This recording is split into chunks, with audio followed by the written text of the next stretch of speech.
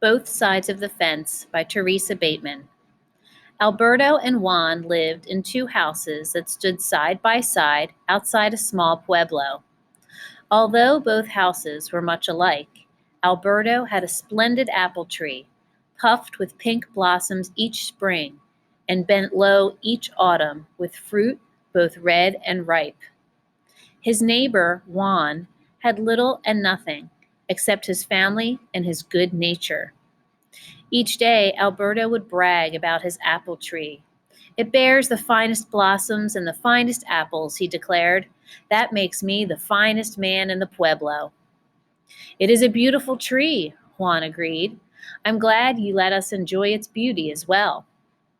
Somehow, the thought that others benefited from his tree lessened Alberto's enjoyment. The tree was his, after all.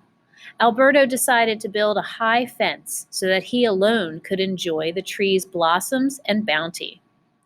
Townsfolk shook their heads at his foolishness and left him to his pride.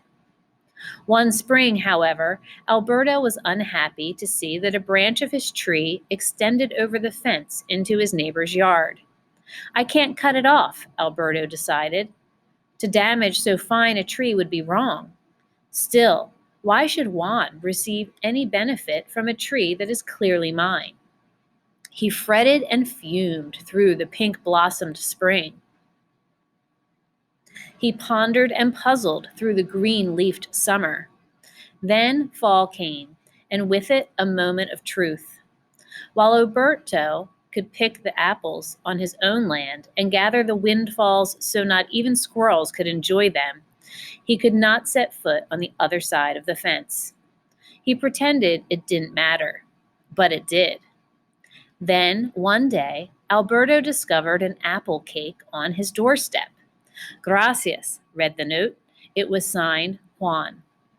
Alberto was furious. His apples were being used without his permission, and he considered Juan's note a slap in the face. "I must have justice," Alberto declared. He hurried to the home of the mayor, bringing the cake along as evidence. "See here," Alberto declared, plunking the cake down. "This was made with apples from my tree. Juan is guilty of stealing and left proof of it on my doorstep.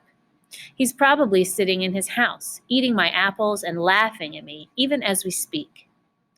The mayor himself helped himself to a piece of cake while reading the note. "A branch of your tree goes over the fence," the mayor pointed out. "Surely these apples are from that branch." "It doesn't matter," Alberto fumed. "My father planted that tree on property that's been in my family for years. The land and the tree are mine. The apples are mine as well." The mayor considered the problem from all angles. "4 days from now, a judge will visit our pueblo," he said at last. "Present your case, and surely justice will be done." Alberto frowned.